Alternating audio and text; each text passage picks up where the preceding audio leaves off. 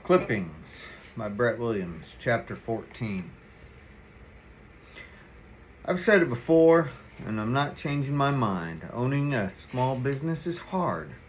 You sleep with it, you breathe it. It's all you think about, shop for, live for. Even when things go perfectly, when customers are coming in droves to buy your product, you still lie awake at night wondering if you did the one thing, whatever it is, correctly. Your business becomes your baby and sometimes misbehaves like a spoiled brat. Now, on top of that stress, try to run your business with your lover. Imagine both your business and your girlfriend in your bed, ignoring you while you brood over them. How am I going to break up with Wendy when the time comes? She's in my front door, in my back door, in my cash drawer, and in my clothes drawers. Really, all of her stuff is at my place and she's not going anywhere.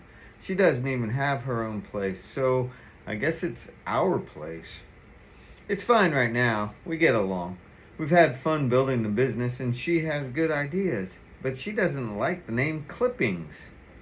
She thinks it sounds like a lawn care business. More than once, she said, I need to change it to something more mysterious. I don't even know what that means or care. She said over and over how we should grow the retail side by selling bones and squeaky toys. Not all of her ideas are keepers. Sometimes I wonder why I keep her around. At home, she's not much of a cook, so we order out. That can get pricey, but eating is one of the things you have to do to stay alive. I guess if I paid the utilities, we would be forced to learn how to cook better because we wouldn't have enough cash to go out every night. And yes, when she's not pissed at me, she's a fantastic lay. What else does a guy need? I shouldn't be worrying about breaking up with her. The term soulmate says how we feel about each other. No matter what happens, we will be there for each other during and after the hard times. This idea about stealing from and blackmailing customers is weird, but she'll think it through. Maybe we'll make some good cash doing it. There are plenty of dogs in the shop who have secrets. There's this one lady who is constantly giving me the eye. Even when her Pekingese isn't needing a groom, she comes by to see me. She drives up in her Mercedes with the top down and her skirt up. I'd like to steal something from her, wink wink. I'll start taking notes from my dogs. That's exactly what I'll do the first chance I get.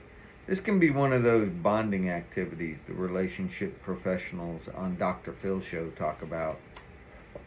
If we have something to draw us together, I might ask her to marry me. I bet I'd get laid more too. The first dog to the dance is Muppet, a gray sheepdog from the uppity side of town. The owners drive a big Suburban, the giant SUV with approximately 30 seats. That's an exaggeration, but it has 5 more seats than I'll ever need. The dad always drops Muppet on his way to work at the bank. He wears a tie and an ID badge to prove he's important. He acts important too. Barely even talks with me and is constantly on his phone. Hey man, Muppet says in his deep voice as I take him out of the holding cage. He could easily be the commentator for the rich and famous dog show. It sure is noisy back here. Some of these little yapping morons need a sock shoved in it. Why are you so grumpy today, I ask. Did somebody change your food? How did you guess? He says sarcastically. Is that what you think, that all dogs think about is food? He stops his story, sighs, and shakes his long ears. If I had long ears, I'd like to feel them slap against my face too. By his tone, I can tell he's in a bad place. Not feeling good, huh? Do you want to talk about it? No, no one changed my food. I've got a problem at the house. There's a guy that comes over and pushes me around. I'm getting tired of it. Do you mean your dad? The man who brings you here? No, not him. He likes me. He feeds me. Ha! See? Food. I knew it was going to come back to food. Then I hit him up for a high five. I taught him that. Muppet laughs and says, "Good one, man. You got me there." But he scratches my belly, too. These dogs trust me. Why wouldn't they? Pulling secrets from them is going to be a piece of cake. Candy from a baby. Easy as pie. Well, then who is this guy? Tell me more about him. Well, he smells like smoke. He drives a big van. His hair is dark gray, and his hat is a different dark gray. He stays for a while. I usually take 2 naps while he's there. His phone rings a lot. He shuts me out of the bedroom, and I sit in the hallway. Sometimes there's yelling coming from in there. It worries me every time. But when they come out, they seem happy. I dig deeper using my stellar interrogation techniques. They? What do you mean they? Is your mom in there too, in the room? Yeah, she's in there with him. Or he goes in there with her. They is them, the ones who go in there. Now we're getting somewhere. My pen hits the paper in my notebook, capturing the first of many family secrets. This is the kind of material Wendy wants, I guess. Really, I don't see how knowing that this lady is having an affair with someone is going to be that helpful. Wendy has it all figured out, though. Well, that's pretty tough, Muppet. Is that all that's bothering you? No, I have another problem. They took my nuggets, my swingers, my good times. I don't feel right. I noticed, I say, as I wince, trying not to imagine that pain. But I didn't want to bring it up. Why would anyone do that to such a beautiful dog? Why buy and raise a beautiful, full-bred dog if you're going to end his career with a swipe of a scalpel? He continues, it hurt too, and I just figured out how to use them on the cute girl next door. I was planning on doing it again too, but no, not now. Well, maybe it's better that way, I say. He cocked his head to look at me from the left. Right. Sorry, I said. How could it possibly be better that way? However, surgery is the easiest way to keep a dog from spreading his seed. It's too bad we have different standards for people, though.